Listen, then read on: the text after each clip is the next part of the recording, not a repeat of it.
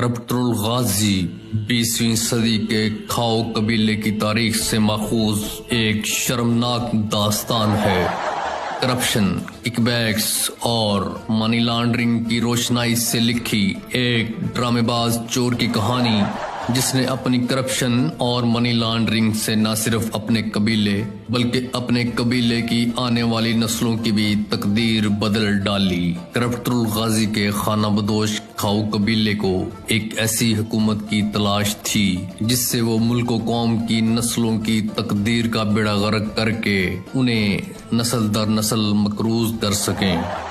کھاؤ قبیلے کے سردار میاں شریف کے نالائق بیٹے سلطان فرار الدین کرپٹر الغازی نے کرپشن کی سربلندی کی خاطر اپنے ملک و قوم کو قرضوں میں ڈال کر اپنے لٹیرے جنگجوؤں کے ساتھ مل کر مختلف ادوار میں منی لانڈرنگ، کک بیکس اور مختلف قسم کی کرپشن کے ذریعے ملک کی ترقی کو خوب شکست دی۔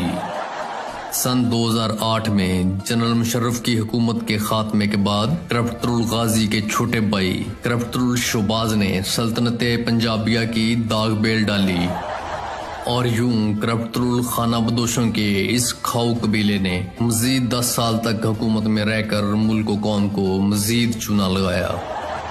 سن 2017 میں کرپٹر الغازی کو سپریم کورٹ کی جانب سے غیر قانونی اثاثہ جات اور منی لانڈرنگ کی بنیاد پر نااہل قرار دے دیا گیا اور پھر کچھ عرصے بعد اسے جیل کی سزا ہوئی۔ کرپٹر الغازی انتہائی شاطر و چلاک شخص تھا۔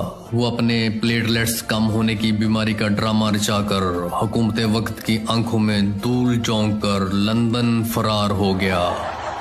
یوں تاریخ نے کرپشن کے اس غازی کی داستان کو سیاہ الفاظ میں محفوظ کر لیا۔